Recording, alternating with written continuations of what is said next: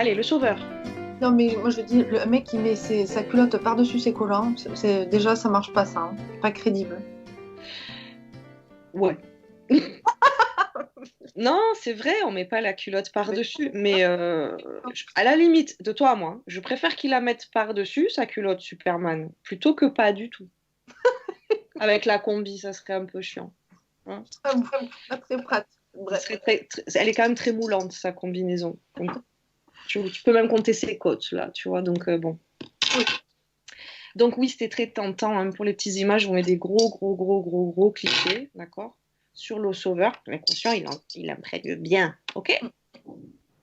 Donc le sauveur prend sa légitimité lorsqu'il trouve une victime à sauver de l'agression d'un persécuteur. Il se fonde sur l'idée que la victime ne peut se défendre seule.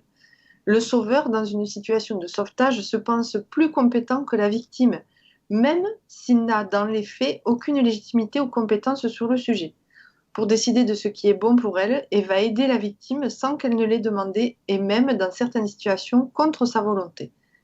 Il correspond à l'état du moi parent nourricier négatif en analyse transactionnelle. Ouais, ça va, c'est fluide là. Oui.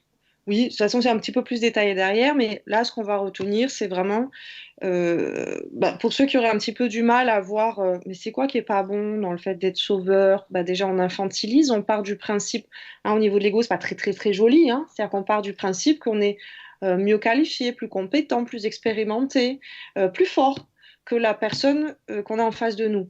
Pas très joli. Non, ouais. Hein, au niveau de l'ego, déjà, là, quand on nous le présente comme ça, c'est ah mince, c'est ça que je fais, oh là là, au secours. Bon, on va se détacher un peu de cette vibration-là, d'accord?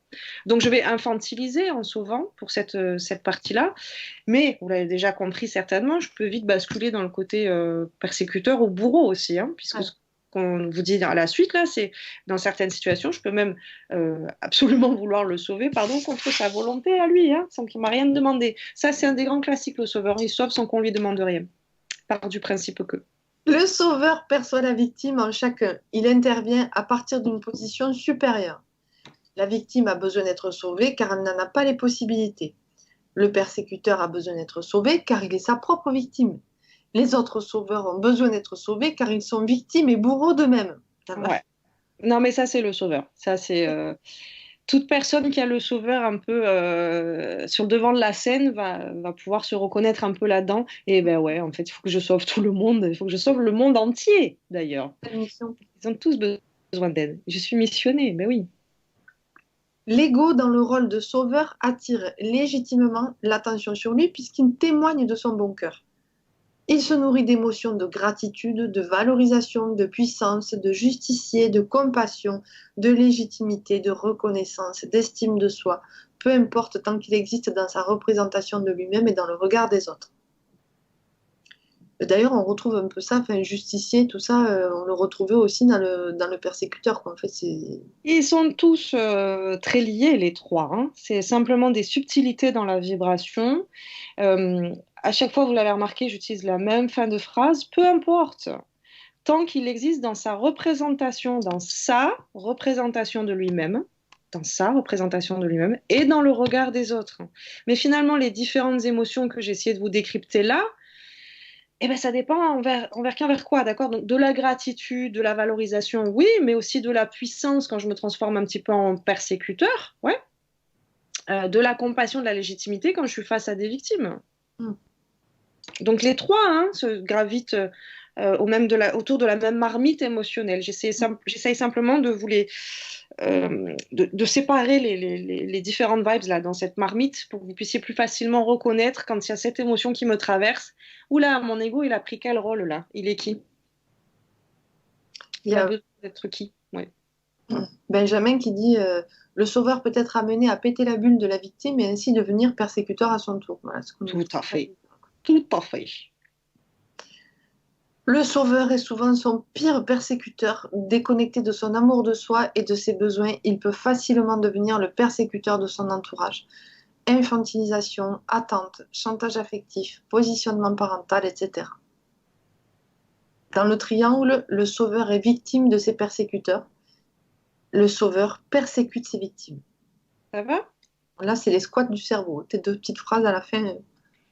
Ouais, pardon pour ça, mais c'est vraiment important que vous compreniez à quel point ces trois rôles sont totalement imbriqués les uns dans les autres et qu'on a trop facile à dire ah ben là moi je suis sauveur, moi je suis victime. Non mais les trois mon capitaine. Tu peux pas être l'un sans être les deux autres.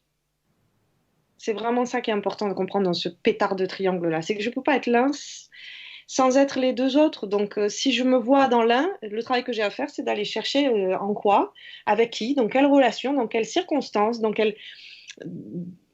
Est-ce que j'exprime aussi les deux autres sans même m'en rendre compte? Mais j'étais en train de me dire, ça lisse un petit peu, je trouve, de réaliser qu'on a les trois rôles en même temps, en fait. Parce que enfin, là, pour le coup, je parle pour moi, mais ça a pu m'arriver de me sentir super victime et de me dire, ah, ben, dis donc, en fait, oui, si tu étais victime, j'étais un peu ça aussi, quoi, tu vois. Ouf. Bon, alors, tempère ton excitation là avec ton côté victime et redescends un peu ce côté-là et vois un petit peu les autres, quoi. Oui, oui, non, c'est Et oui, pas grave. hein.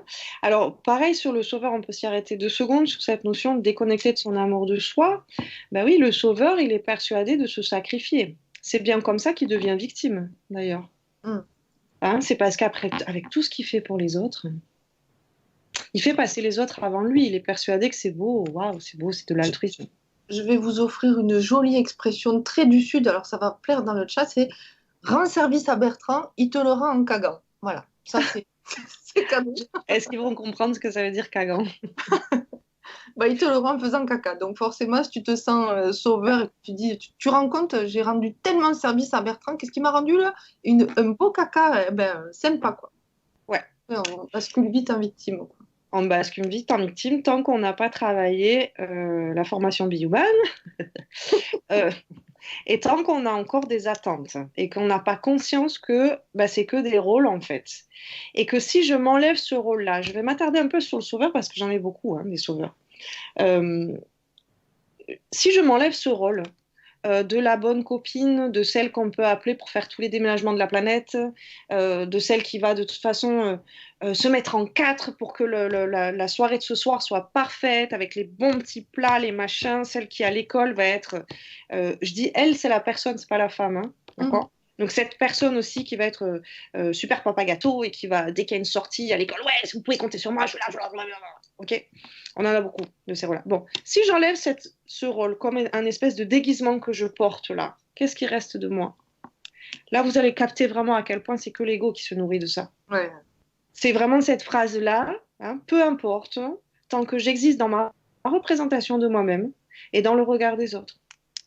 Et dès que je ne joue plus ces rôles-là, l'ego, il est en mode oh, du coup, plus personne qui me regarde. En fait, je deviens juste un humain. Je sais plus, j'ai plus ces étiquettes, j'ai plus ce costume-là, ce déguisement de carnaval.